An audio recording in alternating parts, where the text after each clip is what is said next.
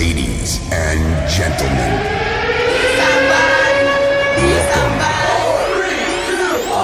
everybody wants the prize, but nobody wants to pay the price. Can they be pushed? Do they have a sense of urgency? Do they want to be great? And then, of course, you look at them and be like, yeah, right. Everybody wants to be on your team when you're on top. I saw the angel in the marble and I carved until I set him free.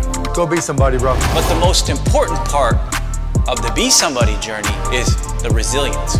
Welcome to the Be Somebody Podcast, your real and raw destination for all things entrepreneurship, leadership, and culture. One of the top-rated business podcasts in the world. Now give it up for your host, Be Somebody Inc. and BSB Group International founder and CEO, Kash Shaikh. Welcome to the Be Somebody Podcast, broadcasting live from Cincinnati, Ohio at Be Somebody HQ. Here with the crew, Jordan Moore on the ones and twos, Josh with the audio, and my boy Herbie Pilata back on the mic. Man, it's great to be back, Kash. I always love being in the podcast studio with you. And today you've had a few interesting things come in the DMs, man, the past few weeks. Yeah, man. Just walking in today, I had another one, Herbie. Like another random message from a random stranger posting some crazy stuff on my account. Yeah. You know, it's been weird. You know, we were talking about it the other day in the office, Herbie, that it's so nuts how anyone can post anything, anytime, anywhere on social media with really no repercussions. Not at all. What you get reported, or you can report other accounts, but I mean, as we've found out the past couple of weeks, it takes a whole lot of reporting apparently, and then nothing happens. Right. And I understand if you're a celebrity, if you're someone that's large in the public eye, in some ways, that's part of the business. It's part of the price of entry of that level of fame and notoriety. It's not right, and it sucks that happens, but you some ways expect that, and you see it in every time you read any comments on any social platform. Yep. And then if you're not as public with your life and your content, then you typically don't get any of that. Right. And we're kind of like right in the middle. You know, we're not celebrities or anything like that, but we're putting out content and we're still getting that negativity in some of those comments. And again, if people were saying the show wasn't great, or, you know, we need to do better, or, hey, like, I hate your business model, or even like, hey, you look funny. I mean, if you look at my haircut right now, I mean, I'm going like 3 weeks deep without a fade, so I'd understand on that one. But it's when it crosses the line of accusations, or again, hate speech, things like that, discrimination, where, you know, it gets disturbing. Yeah. And for me, you know, obviously, like, you know, I'm nobody special, but I've lived my life pretty publicly for the last 10 years, you know, ever since 2011 when we got the original blog out, in 2013 when we were building the community, in 2014 when we raised money, in 2015 when we started to scale, in 2016 when we were on Shark Tank. I mean, Be Somebody and myself have been out there publicly. Yep. We've got hundreds of videos, lots of social content. And along the journey, we've had, you know, an overwhelming amount of positive support, which I really appreciate, and I'm always grateful for it. I always try to interact and respond to those people that send those positive messages. But at times we get some hate too, you know, and if you look back at our journey, whether it was a speaking session that went awry, or someone not believing in our business model, or after Shark Tank, and if you listen to episode 2 of the podcast, you'll hear the background of our Shark Tank experience, where I got 60,000 messages in a 48-hour period. 40,000 of them, 42,000 to be exact, Herbie, saying that I was pretty much the dumbest Shark Tank guest in history. and honestly, all jokes aside, some of those comments crossed the line. At least the line that most of us would draw in a regular human conversation, right? Racism, discrimination, hate speech, in some instances, even extortion. When we started getting awards as a company, people started saying that we're going to continue to post negative comments about you, post humiliating memes about you, all these things, unless you send us money. This is a real thing. This really happened. I found out this happens to a lot of people.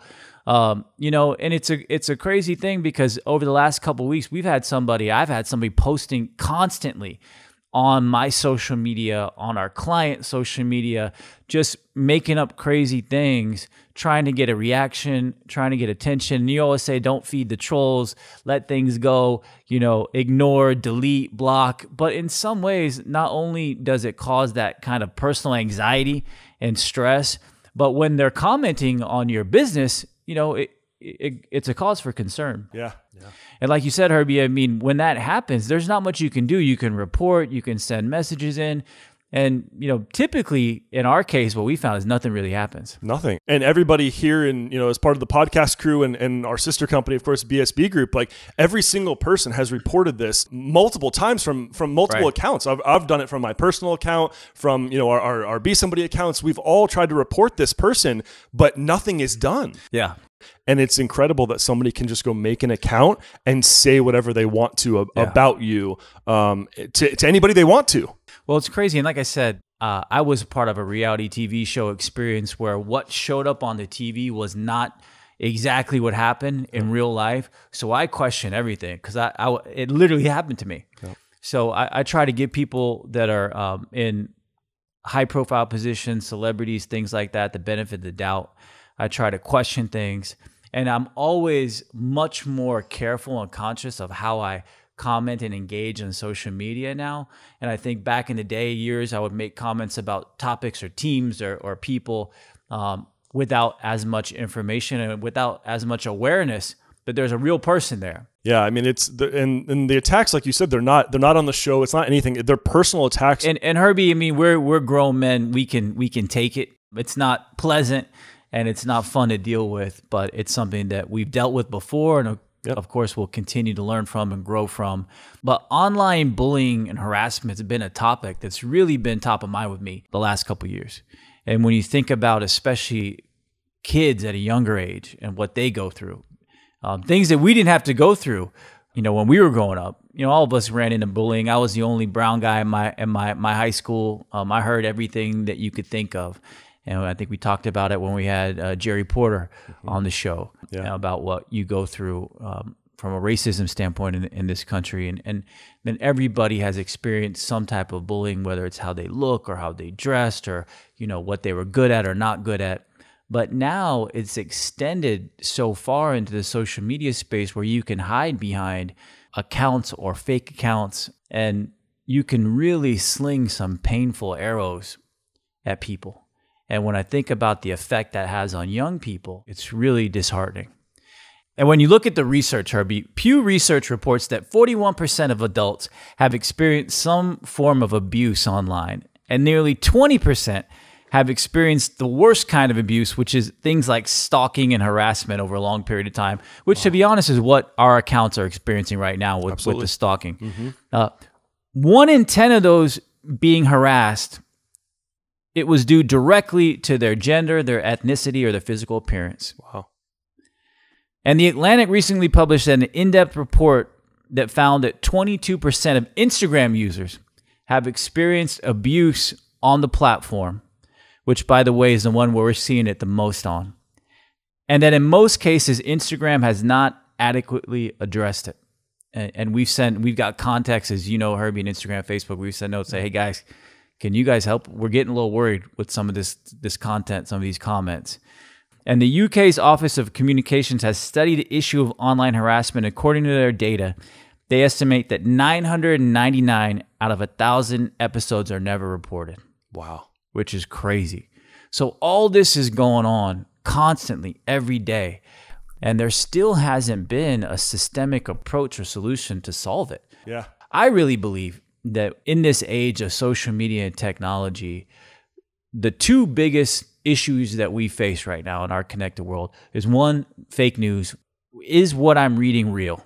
Where is the truth? Where is the validity? Where is the background and substance between what I'm reading and what reality is? Yeah. And the second one is the perpetual state of online bullying and harassment. Yeah. And when you look at young people, Herbie, I mean, I got a lot of stats here, and it's concerning because I looked a lot of this up because it's something that I'm really passionate about. Again, according to Pew Research, 59% of U.S. teens report they've been bullied or harassed online. In a survey conducted by the National Crime Prevention Council, 81% of youth said that others cyberbully just because they think it's funny. Wow. But trying to get a laugh. The International Journal of Cyber Criminology reports that 15% of teen girls have been the target of at least 4 different kinds of abuse, compared with 6% of boys online. And finally, the recent data from the Journal of Medical Internet Research found that young people who experience cyberbullying are at 2 times greater risk of self-harm and suicide. So, there's a lot of talk of what's going on in the world. We talk about the pandemic. We talk with another guest about the epidemic of unhealthy eating. We've talked about the mental health epidemic in this country. This is a time when we're getting a light that's shining on a lot of issues that this country needs to face. We've talked about racism. We've talked about social injustice. This whole issue of online bullying is another one that we really need to work hard to drive to the forefront. Yeah, Kash. I mean, I have an 18-month-old at home, and I'm petrified. I mean, you see kids on tablets and devices younger and younger, just a couple years old. And the fact that those devices are connected to the internet or connected to social media sites, I mean, it's scary. It really is scary. And they just don't know what kind of world, she's going to grow up in. Why don't they just do it to you, Herbie? I mean, if you're listening... My DMs are open if anybody would like to send me a message. If you are listening and you're one of the haters and the hazers out there, please, Herbie, please share your Instagram so people can transfer it. At HPallotta, Pallotta. So come on over my way. Come over to Herbie. Yeah. Like he can take it, unload all the anger, the anxiety, the demonic energy that you have. Just pour it on to Herbie Pallotta, please. Bring it on. Let's go.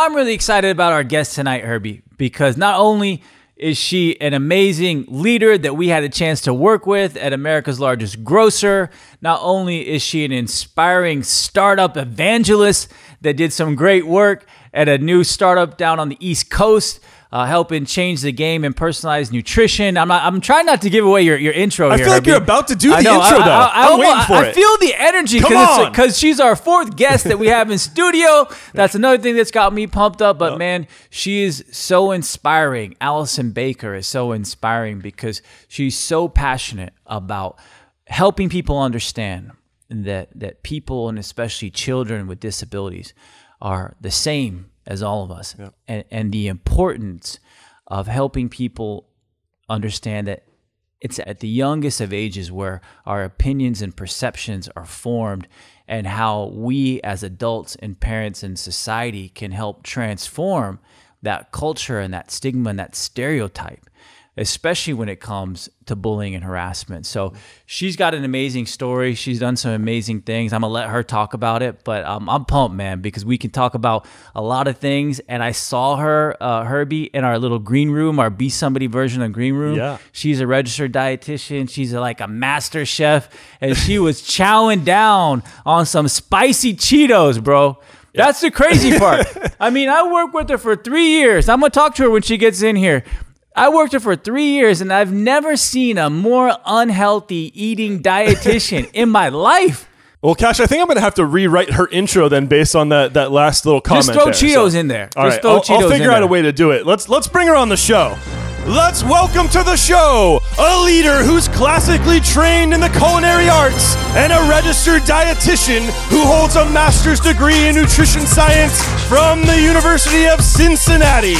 She's an award-winning business leader in the wellness and nutrition space, having served as the director of nutrition at the Kroger Co, America's largest grocery retailer, and the vice president of business development at personalized nutrition startup Phase. Today, she's the founder and CEO of Hazel and Dottie, and a world-renowned connoisseur of Cheetos. Please welcome from Cincinnati, Ohio, and joining us in studio, Allison Baker. Elbow bump, elbows. Allison, welcome to the studio. Hello, thank you for having me. Herbie's going to be over there. I told Herbie just to stay out of it as usual. When we get a guest in studio, it's like my side of the hemisphere over here is the only one that's engaged in the conversation. So it's you and me here. It's so great to see you. How are you doing? Great to see you. Doing really well. Thank you. I've been listening to the podcast and you've had some amazing heavy hitters on here. So I don't know why I'm here, but thank you. I mean, I think the Cheetos plays a heavy role into that. Did you hear? Yeah. I was wondering how that made its way into my intro. You know, it's all about balance, right? Right. I do not advocate for Cheetos, but you know, I'm open to people indulging every now and then. But speaking of, so we're going to get into your background, Allison, because you have an amazing background, amazing story. But speaking of the first time I met you, I've talked about this with some folks on my team. We actually met after I took a 22-hour train ride from Boston to Cincinnati. It was in early 2017. We had just pivoted the company, moving from our original Be Somebody experience marketplace into our skills training platform. And at that time, we were looking at how to train entry-level jobs within healthcare and hospitality and sales and things like that. And I was in Boston doing all my research, putting my spreadsheets together, looking up the industry, seeing what companies to target. And I saw the Kroger company in Cincinnati, Ohio. And when I put my little algorithm together and computed it, it was #1 on the hit list. And I was like, man, like, what are the chances? I left Cincinnati in 2012, and I never thought I'd be back after 10 years at Procter. I got to go to Cincinnati. and long story short, I emailed and called a bunch of people there. One of my great friends and mentors, Alex Tosellini, I was just like, I really have a training program that I think could help the company. He introduced me to a wonderful lady named Franny McGowan, who was the head of business development for Kroger at the time. And she asked me to come to a meeting on a Wednesday. And she emailed me like Monday evening. and at that time, I had about 46 cents in my bank account because we were like on the rough patch of time in the startup. And it was like literally $2,000 for a flight from Boston to Cincinnati. And I was like, there's no freaking way. Like I can't make it, but I can't miss it. Right. So I ended up taking a train first from Boston down through New York, down to DC, which was an amazing train ride, by the way. Like that is an amazing experience. I love train travel. So I'm like, you know, it's going to be cool. It's going to be 22 hours, but I mean, it's going to be a cool experience. Got to DC. I mean, I went from the nice, beautiful train from Boston to DC onto the Cardinal Express.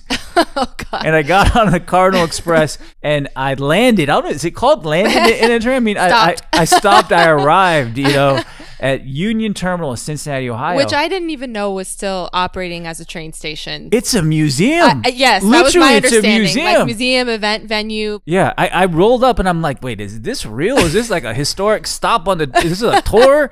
But the key part of the story is that last 16-hour stretch, I don't recommend to anybody. Take a bus instead, you know, hitchhike. But like, got off the train around 8 o'clock, went straight to the Kroger HQ for a 9 a.m. meeting. And who do I see? I see grumpy Allison Baker. I walk in with full-on energy, trying to do my thing. Like, you know, I was a pretty experienced, well-reputed person in this city, all right? 10 years at Procter & Gamble.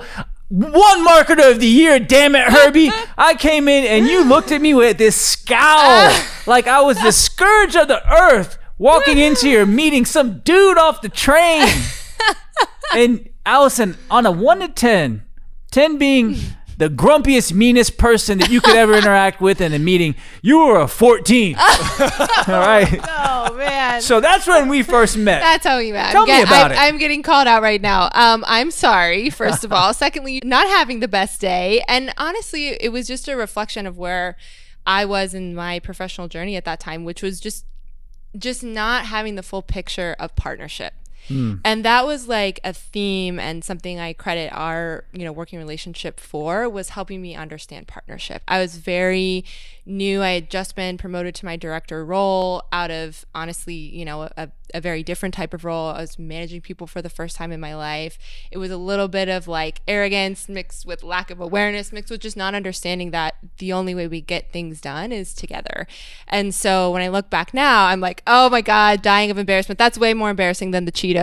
But it's it's a journey. I mean, and to your defense, the training program that I was suggesting was actually in some ways, uncomfortably butting up to one of the programs you had built, because we were coming up with a new role called nutrition technicians, and you were leading the dietitian program at the time, and you wanted to make sure that there was lanes carved out. And, yeah, we had a lot of metrics that honestly, like, we just weren't meeting at that point. We were really early on, and I look back now, and the synergy, which is what you were saying, the opportunity for synergy was huge. It wasn't until we found common ground, and really a shared mission and purpose, that we started to connect. And I think it was such a great lesson in learning for us. And now, obviously, if you don't know by now, if you're listening, Allison and I are really great friends, and really appreciate you and what you stand for. But we couldn't stand each other for 6 months.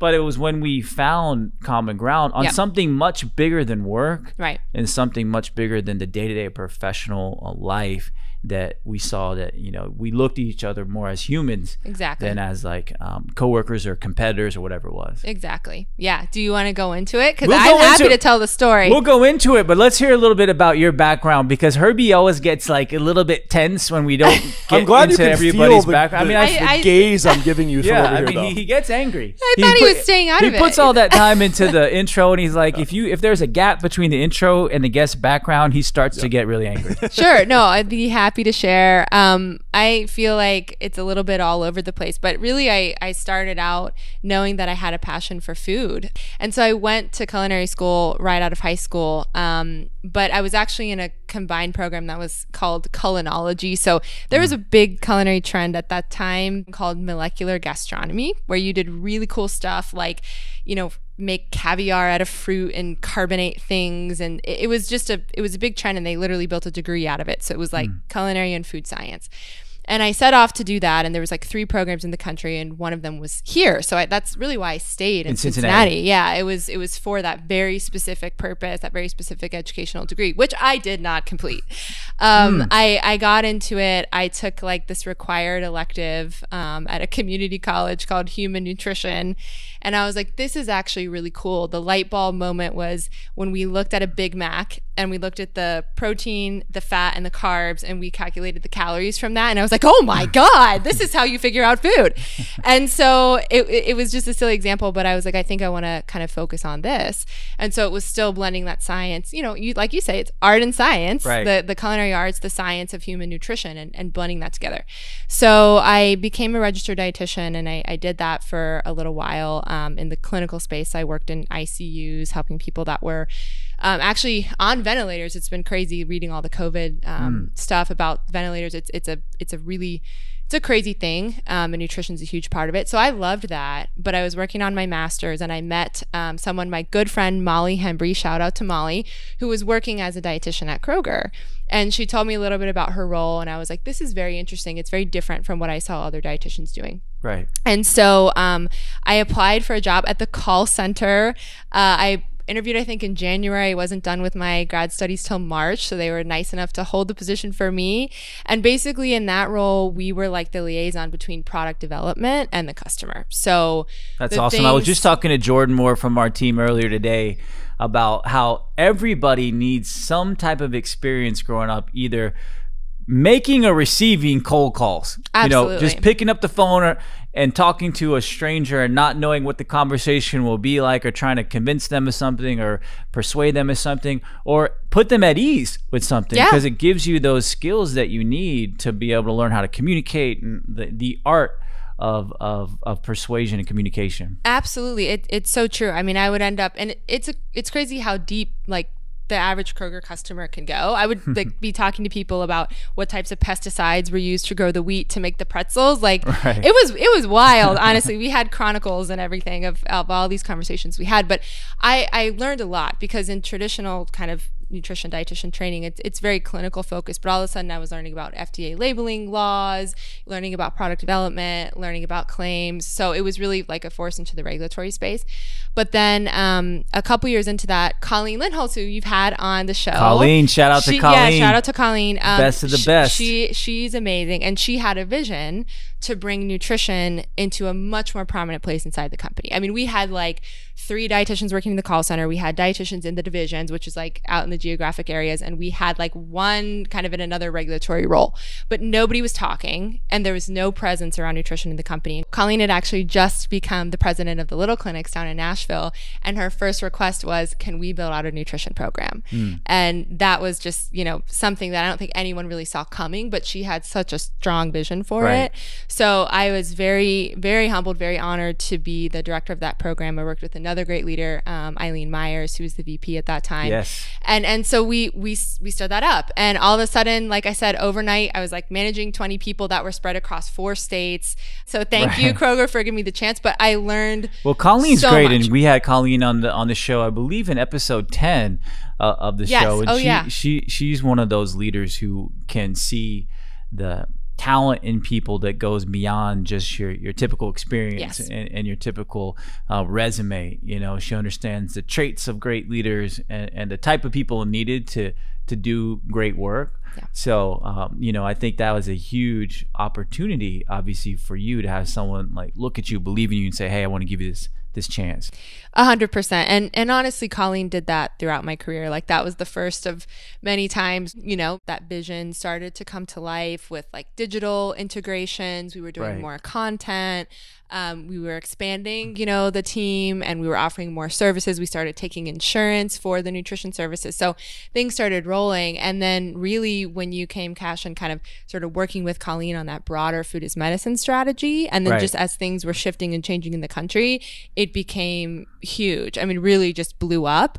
And then we had insurance companies wanting to work with us, and we had big CPG partnerships happening. It makes a ton of sense that you and Colleen and the Kroger team was really rallying behind the food as medicine concept, not just from a belief standpoint, from a health and wellness standpoint, but honestly from a business standpoint as well. Because when you look at Kroger, America's largest grocer, it's such a core point of difference, that Kroger has within the healthcare space is the connection back to food. I was talking to another industry leader a few weeks ago about, honestly, food as medicine for Kroger, to me, is such a perfect where to play choice, perfect strategic choice, because when you look at competition within the healthcare retail space, the CVS, the Walgreens, or if you look at the mass channel with Walmart and places like that, that's one place that these other great companies can't contend with Kroger on that level, because they don't know food as well as a grocer that's been doing it for 135 years.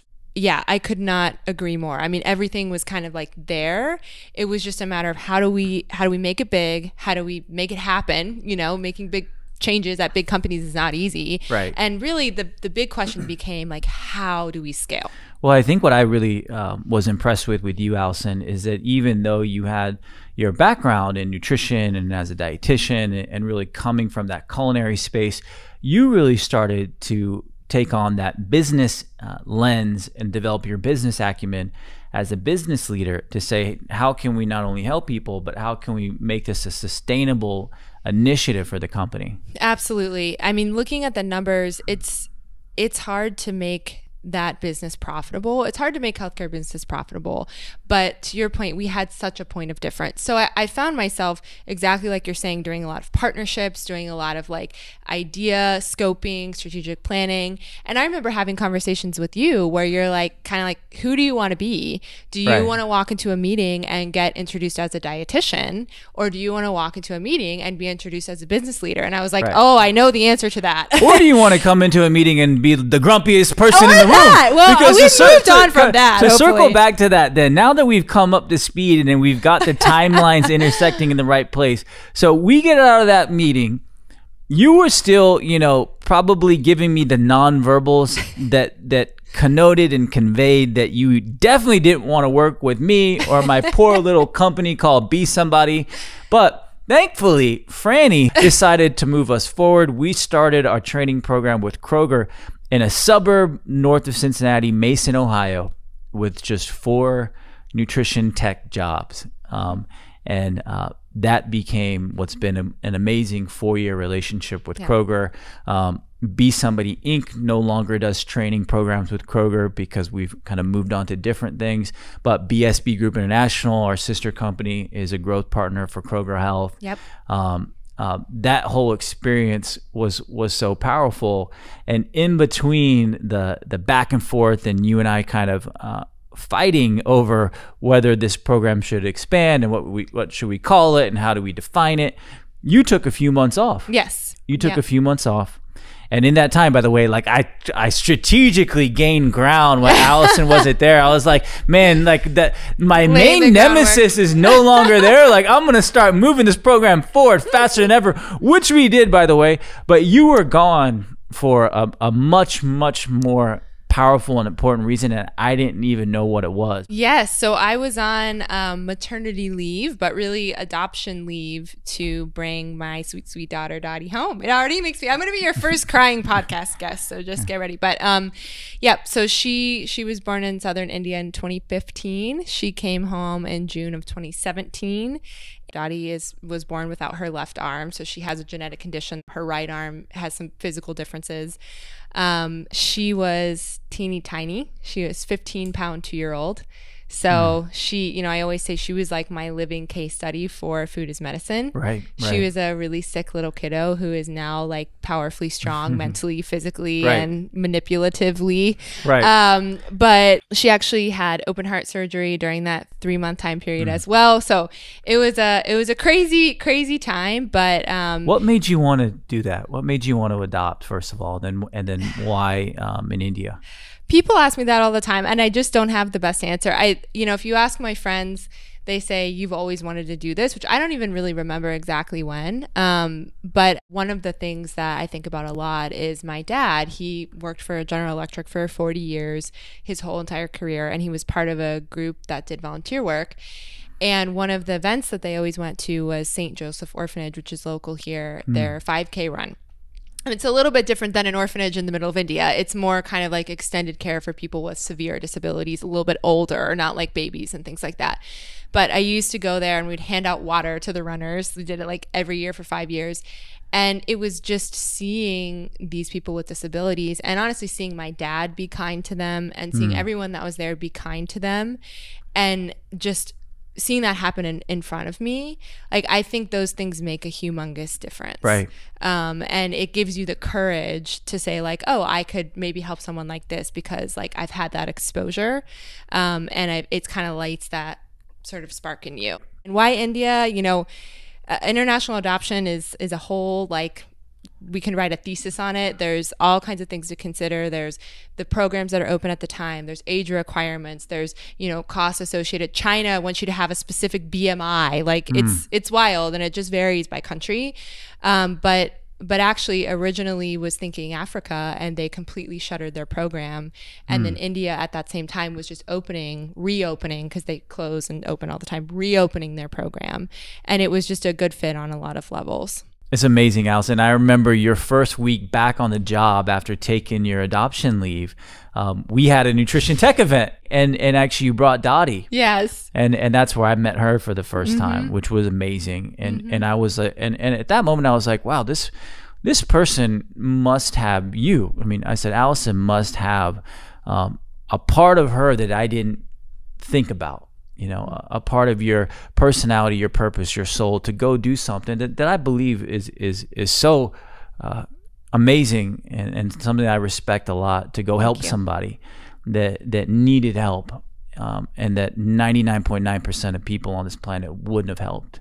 Thank you. And now that I've had a chance to meet Dottie, and she'd been at our office like over and over the last few years. You used to bring her in when you were working. Yep. You used to bring her in when we had late projects. Like one of your best friends, Alex Henry, works at our company. Yep. She has babysat. We've seen Dottie in the hallways. I feel like our company has watched her grow up in a lot of ways. Now that I've seen her, I know that she's probably the bigger blessing than even you were to her. Absolutely. But that moment was when you and I really started to connect, because we started to see things more similarly about people and purpose. Absolutely. I remember I hadn't been back to work very long, and I was just walking to my car. You were like notorious for calling me at like 5:30 p.m. with like I was giving you the updates. Right? So I was just walking to my car and I get a call from you and you're like, hey, I have like something to talk to you about. And you're like, we interviewed or spoke with a potential candidate for the nutrition tech program, and I've just kind of recently learned that she has a disability. And like, okay, what are are we thinking, or what's the concern? And you said, I think she's quadriplegic. And so your next words were, I really want to figure out how to make this work. And I was just like, so do I. And well, it's interesting, Allison, because when we were doing the recruiting back in the day, it was all on the phone. The first, you had to pass a screener, you passed our assessment, and then our first was a phone call. And I was talking to this young lady, Jenna, and I'm like, she is awesome. Like, she's perfect for the role. She was an A+ in the matching system. Yeah. Like, everything was perfect. And then I went to go meet her at a local Kroger store to register her for the training. And I walked in and I saw that she was not only in a wheelchair, but she was quadriplegic. And honestly, it was such a surreal moment for me, because I wasn't mentally prepared for that. And to be quite honest, part of me was a little nervous, because I said, like, shoot, am I going to get in trouble from Kroger? Right. What is the company policy? Like, I told this person, they can get a training and get a job. I'm going there to register them. She was there with her mother. Like, I didn't know what to do. And so I called you right away, and I was like, what can we do? I know this person is qualified. Like, there's no doubt in my mind this person is qualified mentally.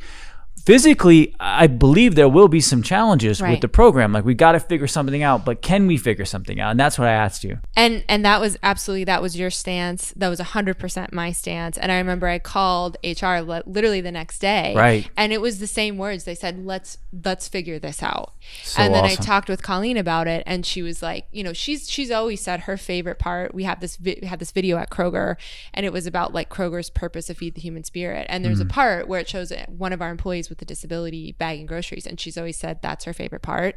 And so, like, I knew that I'd have her support, and we did. And Jenna was placed into the role, and she did an amazing job. She was amazing, and she was one of our best technicians. And I still remember, I always say everything comes full circle when you follow your passion, that about a year after we brought Jenna on, we had the first ever awards across all of Kroger Health. And Jenna won the Kroger Health Champion Award, which is the award given to one person for the year within a whole division. So literally thousands of people that best represented Kroger Health's vision to help people live healthier lives, and best represented the company's broader purpose, as you said, to feed the human spirit. Jenna won that award. And I remember you being there and Colleen being there and walking off the stage and handing her the award. And you and I looked at each other and like, man, this is so powerful. I still get goosebumps about it, because we worked together to enable an opportunity for somebody that wouldn't have gotten it. No. And I think that whole story, that whole experience is what really connected the two of us. And I think that's what's really helped you even continue to be passionate about giving other people those types of opportunities. It's exactly right. And I remember, I think right after I looked at you, I looked at Jenna's mom, and like just seeing that, just like recognizing, because that's all you want. Like when you have a child with challenges or disabilities or differences, that's all you want. You want them to have that moment like everybody else has, whether it's an award or a job or just friends, acceptance. Like that is literally what you go to bed and you wake up both worrying about and hoping for. And so like just being able to kind of be in a corporation, work with the partner and make that happen for somebody, like that's the ultimate. And you're exactly right. That's kind of what just started a lot of passion for me around that kind of marriage of how do we bring companies and partners and businesses together to really help support this cause. Well, I want to get into that because I know you've been doing that the last few months with Hazel and Dot, and I know that you have been working with brands and businesses to help them understand the importance of inclusivity in their advertising. And there's some great examples lately. We were talking about Target, some of the work they've been doing, and some of these other great companies, Sephora, doing some great work, really showing a representative sample of humanity in their advertising. So I want to get into that, Allison, but I don't want to skip the middle part. I mean, we skipped a lot. We can go into the whole archives of all our work together. You left Kroger to go to a startup, which was honestly a surprise. It was a surprise to us and to a lot of people because you were doing well there. But before we get into what you're doing today, like, what was it that inspired you to take that leap from the safety and security of corporate America to a startup? I had kind of a list of things I think I was looking for in, whatever's quote next.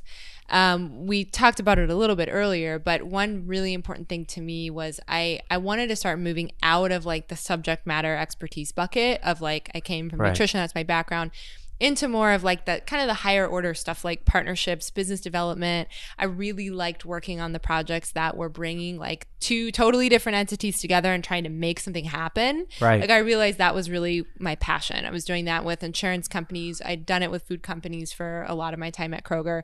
And so that was one thing. The other thing is I was really wanting to work with an international business. I just, Kroger is a primarily, US based company. I know there's some initiatives that cross borders, but really wanted to have that opportunity, and honestly just was very interested in kind of the startup lifestyle. Honestly, I'd been working really closely with your team, and you guys have that like startup grind. Right. And I remember one of your team members, we were working on something at like 1 a.m. just looked at me and he's like, "Do you like usually work this late?" And I'm like, "Yeah." And so I think it's just like it was just part of my DNA, like that was, I was working for a big company, but I was really more at heart of like a startup person. And so everything, like you say, comes full circle, and everything worked out to where there was this great opportunity. I was offered a role with Baze, which is actually a Berlin-based personalized nutrition company with headquarters in Boston. And they're really focused on kind of using actually blood-based nutrition data to drive supplement recommendations. So they have a whole back-end algorithm. It's a really, really interesting product. Right. And so the opportunity, I sat down with my boss, Alex Bochas, who's still a great friend of mine. Amazing dude. He's a great guy. Another shout out, Herbie. Shout out to Alex. Yeah, next time. Let's get him on. And I was like, Alex, honestly, I don't want this job if it's a dietitian job, because I just wanted to be in a different lane. Well, I always felt the best leaders have both the art and science, the technical background, as well as the business fundamentals and the business understanding. So the beauty of that job for you, and I remember after you told me you were taking it, I'm like, this is perfect, because it enables you to walk into a room as a clinical or nutrition expert for a nutrition company, but that's the under the hood advantage that you have. Absolutely. The forefront of what you were doing and what you were bringing to the table was the business understanding and the business development skills and the partnership skills. And I think that's always where I was found the people that are the best at their jobs is they've got that full kind of technical product knowledge, but also a full understanding of the business. Right. I could not agree more. And it's hard, actually. You want to have that safety net of like, I know the space really well. So It was nice to still have that, like to your point, going into these meetings, but there was so much I didn't know. And like the learning was like 10 years at another company. I mean, it was just because you're doing it. Like you always say, you're on the front lines when you're in a startup. You're actually doing the work. But yeah, it was great. We got, deals with CVS, deals with Walgreens, Boots Alliance in the UK. So, we got to travel and work with that team. They're taking a lot of that work around kind of food plus supplements, because that was my other big learning is I'd been solidly in food. And then I come in the supplement space and I'm like, there's actually like, we just sort of ignored supplements in terms of dietitian training, but there's this whole other world. So it was cool to bring the two together. Well, I know I got to see a lot of the work that you and the Baze team were doing, Allison, and we even got to partner on a few projects, and I really love the science behind what they're doing, the passion behind what they're doing. I got a chance to see the office out in Berlin, which was amazing, the team there. So everything was going so well there, but after about a year, you decided to leave. I think I've heard you say this before. When you're at a big company, I think people just assume you're going to stay there forever. And then when you leave, I started getting some interest for consulting roles and just different projects. And so initially, a lot of them were in food nutrition and agriculture. So I've worked with Bayer for a number of years and some other food brands. And so that's kind of the impetus. I'm like, the timing feels right. There's kind of enough critical mass of like potential clients built up to where I feel like I can make the jump. Right. And so I did that actually, ironically, kind of right before COVID, which was probably a good thing because I was traveling like every other week in that role, and everything just stopped overnight, even though I was remote, going to Boston, going to Berlin, but we traveled to see our partners like Alex and I, all the time. So all of that stopped, and a lot of things, as you've talked about on the show and everyone knows, shifted. But yeah, and so now I'm still in the midst of this like evolution where I'm doing more work around campaigns and growth and marketing opportunities that center around D&I, or diversity and inclusion. And what I kind of want to focus on with that, and this is like my just thesis, is if you think about when we develop prejudice, it's because something is going outside of our view of what is like normal or good. And what defines our view of what is normal or good, childhood is obviously a big part of it, as we spoke about earlier, but also like what I just call like the cloud of messages that surrounds us all the time. Right. And who builds that cloud of messages? Honestly, it's the big companies that run the world. And so they're defining kind of what normal and good is, whether they mean to or not. And so what I really believe is when you start to change what's in that cloud, and so you go to a store, you go to a website, you look at an advertisement, and you see someone missing an arm, and you see someone in a wheelchair, and you see someone who's a person of color, and you see someone who has Down syndrome, which is starting to happen. Right. You start to change that center of what is normal and good.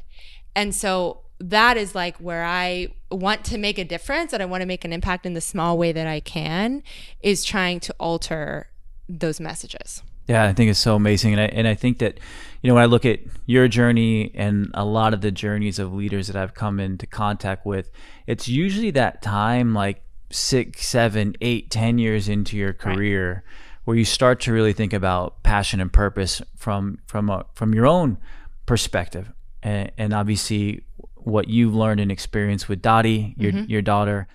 I think it's a point of your life where you're like, you know what, I want to go do something I believe in. I want to go pour my passion and my time and my effort into something that I truly believe the world needs. And actually, Allison, Herbie and I touched on this at the top of the show before you got on about bullying, and we were talking about the pervasiveness of online bullying and harassment, and how that affects adults and teens. And I'm sure that what you've seen is that it's even more magnified when it comes to people with significant differences. You're 100% right. I always say prejudice starts before preschool. So they do actually some studies from time to time where they'll show like a 2-3-year-old kid, just a picture. Here's a picture. Of a kid. Here's a picture of a kid in a wheelchair. Who would you rather play with? And they start to say, I'd rather play with the kid that's not in the wheelchair.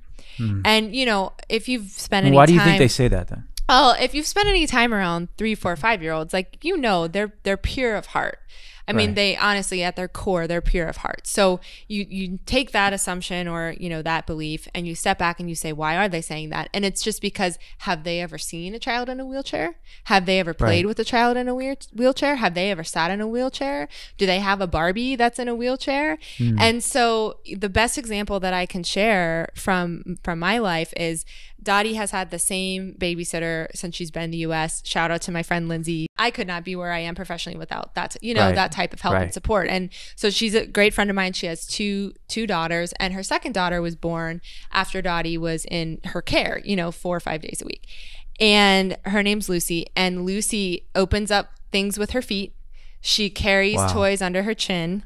Like and Dottie she does things like Dottie does. Her adaptations for having one arm. Lucy has 2 arms. She does not have to do anything like that. But she has seen that, right? Since she's a child, since she's been born. So it's the second part to kind of my thesis is there's the cloud of messages of what's normal and good, and then there's the exposure to anything outside of that, and when it happens and how often it happens. It's like an allergy shot. It's like a vaccine. Like, you need to have exposure to differences when you are young, and that can happen because of the messaging and the marketing and the advertising you see, but more importantly, or more ideally, it happens from people you actually real time interact with. So you can't blame a 3-year-old in that scenario for pointing to that picture, but you can ask, what is it in their environment that made them do that? Right. No, so well said. And if you think about what's happening in our country today, what's been happening over the last few years of the separation, the division, the dissension, which for some reason, you know, in 2020, when it all bubbles up, is based on things like color of skin, religion, background, you know, beliefs, differences. It's so crazy that you think about that we feel like we're in such a forward-thinking modern society, and in some ways we're like back in the past, and maybe in some ways it's just been there underneath the surface. But whether it's, you know, harassment online to an adult who's speaking about something that you don't believe in, or don't agree with, or whether it's discrimination of someone based on the color of their skin, or, you know, making fun of someone who looks different than you because they were born with a disability, it's all in the same bucket to me. You know, it's all in the same bucket of like, how can we as leaders, as individual leaders and as organizational leaders, put messaging, marketing, communication, and just a passionate stance out there that combats that head on. Absolutely. And honestly, that's one of the reasons why I've always connected with Be Somebody in a lot of the original kind of passion-based movements that you were doing, because you actually, your passion portrait concept, it's so interesting because you would go and you would interview people. Some people, you're throwing it way back. I'm going way back, but I'll bring it around to the present, because you would go and you would interview folks with, you know, just different passions, but also sometimes people with different disabilities or challenges, and how they overcame and how they still pursued their passion. Sephora now is doing a project, a really big marketing campaign that's been going on for many months, and they are doing these kind of like beauty portraits. It's so similar to your original idea, and they're going around, they're profiling makeup artists with no arms, they're profiling people with cleft palates and cleft lip, and they're bringing this like message of, you know, beauty among differences to the forefront. And it's just so genius. And if you read the comments, people are like, you have my money, take my money, I'll only be shopping here, because I really believe that most people want more of that. And so we have to support, like, in whatever way, whether that's with your dollar, whether that's with, like, you know, the work that we do, like how we apply our talents and our time, these companies, organizations that are trying to make change in a big way. And I don't mean to discount any like small businesses or small platforms, because I believe they have a huge role. There's a you know, Lucky Finn Project is one that focuses on limb disabilities. My good friend has Beauty Mark Community, where she tries to highlight people. But we have to take that content and like literally get it to the masses. Like it can't stop at those levels of platforms. So when I see those things happening, I'm always calling it out on my social media, like, thank you, great job Target, great job Abercrombie, because that's honestly, whether you like it or not, that's the voice, that's the cloud. Well, I think what's amazing about how you handle everything, Allison, is you have no fear, you have no worries, and you have full-on belief when you're walking around with Dottie. And if anybody like tries to say something, if you get that look, if you get that conversation, like I worry for the safety of that person, because you know, and I think it's really admirable. You don't have any hesitation when you're out there. And sometimes I think that even when I interact with people who have disabilities, I mean, there is a little bit of like uncomfort sometimes. You don't know what to do. I remember with Jen, I didn't know if I should hug her or not. You know, you talked about passion portraits that we did with Jen Bricker, and you know, let's go ahead, shout out to Jen Bricker, we'll keep going, who's got an amazing story. She was born without legs. And when I met her, I didn't know, you know, we didn't know if we should bring a wheelchair or not. She said, I don't need that wheelchair. She literally just jumped on the ground and like literally used her arms to get to the car. I mean, you don't really know. And then sometimes it's not because you have bad intentions. You just 100%. Don't really know how to interact. And I think where you make it so easy for people is that you act and you know, as Dottie is just the same as everybody. And when she walks into our office and when I see her, like, I don't even notice anymore that she doesn't have another arm. You absolutely stop thinking about it ever. And you make a really good point, because not every question or anything is negative. And even with kids, like a lot of times I've noticed a theme. So a couple of things, kids tend to ask me the questions and not Dottie when we're together. And that's something I'm trying to navigate, because I would love her to like speak her own truth kind of, but she's still little and I don't want to like put that on her. But I don't have any answers, by the way. I'm just like figuring this out as I go. But there's that. And then the other thing is they'll often ask like, can she can she eat food by herself? Can she do this? They're worried like that she can't do things. It's not even a lot of times like they're being mean. They're really honestly curious / concerned. And even though like I will appear to be like very, very nice, but I'm still like a little bit on the inside, like, cause you just can't have, like, oh, stop it, get away. But there's also boundaries where like after 5-6 questions, I've had this happen where I'm like, we're actually done talking about this, even to a little kid, because it's like there needs to be boundaries. But that's where, again, it's all going back to that exposure and experience. The next time you saw Jen, I'm sure you knew exactly what to do, right? Because you'd been there, and she was, and Jen was like, it was like you and like Dottie, like, you know, you could not tell, you know, and I think that's it says a lot about the person. You know, when I see Dottie, for example, walking with her iPad underneath her chin, or you know, taking on tasks that I would have thought would be difficult, but she does them with persistence and ease. To me, like, that really does bring back the heart and soul of Be Somebody. I mean, that's kind of what we're all about as a company and as a platform and as a brand. And that's the type of people and energy and passion that we've always been about. The story that I think encompasses this the best. So I mentioned Dottie had open heart surgery. She also had surgery on her hand. And so you said Dottie's iPad. I remember I came downstairs one time. She has no left arm. Her right arm's fully immobilized in a cast. She's using her nose to use her iPad. And it makes me cry because like she's just like, if there's a will, there's a way. And so it is an example, you know, like I get complain about things or I'm like, oh, this is hard. But like, she does not let anything stand in her way. 100%. And she is your living, breathing, daily reminder to not make excuses, to not, you know, bullshit, to not waste time, because, you know, she's doing things every day that are superhero-like. And I think that's the beautiful part of people and humanity and inspiration. Yeah. Well, I love what you're doing. I love that you shifted back to what you were passionate about and what I really believe you can make a big difference in. And I know that Herbie agrees with me. If we can help in any way on the Be Somebody front, I'm going to talk to you about it, because we got some ideas. Yeah, let's talk about it. We've got some ideas on our content platform, on our media platform, of what we want to do with Be Somebody. We're taking it back to our roots.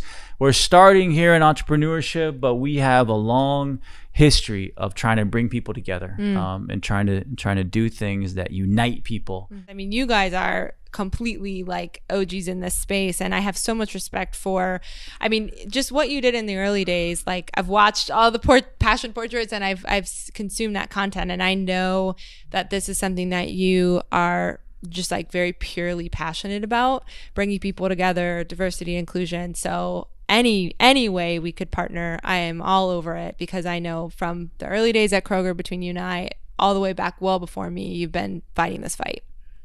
Well, thank you. Well, hopefully we can make it happen. No cheese dust on your fingers during the meeting, and then I think we'll get on to and try not to be level 14. I know. I still have my days. When we meet again. I still have my days. Try to tone it down a little bit. But Allison, thank you so much for being on the show. Thank you, Kash. I'm really proud of you, seeing how you have grown as a leader and as a person, and inspired by the work that you're doing. And you know, I think that you've helped a lot of people, and you showed a lot of people what can happen when you work your ass off, because I know that you do, and apply yourself and say, you know what, this is where I started, but there's much more that I want to do and much bigger places I want to go. So really proud of you, and thanks for being on the show. Thank you so much. Herbie, I'm so inspired after that conversation. Allison is so passionate about the topic of diversity, inclusion, inclusivity, you know, and her story, her personal story with her amazing daughter, Dottie, is really, really inspiring. I'm just so proud of her for what she's doing. And I'm serious, man. I want us to help. I want us to be somebody to be a part of that conversation and be a part of the movement to drive some of these issues to the forefront. Yeah, I mean, you're right, Kash. It's something you're super passionate about. I'm very passionate about it, and I think our entire team is too. So from the incredible conversation that you guys had today, what was the one big thing? I just feel like with everything happening, this is the time, this is the generation that needs to finally put a stake in the ground and say we're going to do it different, you know, because there is a portion of our population that they grew up with this and this is what they believe, and it's like a little bit of hatred seeded into them, but they ain't going to be around much longer. Like those folks that grew up during those times, I mean, your time is up, boys and girls, if you believe that. And we're coming, and I'm going to be on like, you know, the front edge, but there's a younger group that doesn't believe in that same bullshit, you know? And it's like, it's a different time, man. And those of you out there still like that, we're coming for you. Yep, we are. That's such a great message, Kash. Thank you. Thanks, man. And thank you for listening to the Be Somebody podcast. Be sure to check out besomebody.com for the full audio and video experience, or listen and subscribe on Apple Podcasts, Spotify, or wherever you get yours. We out. You.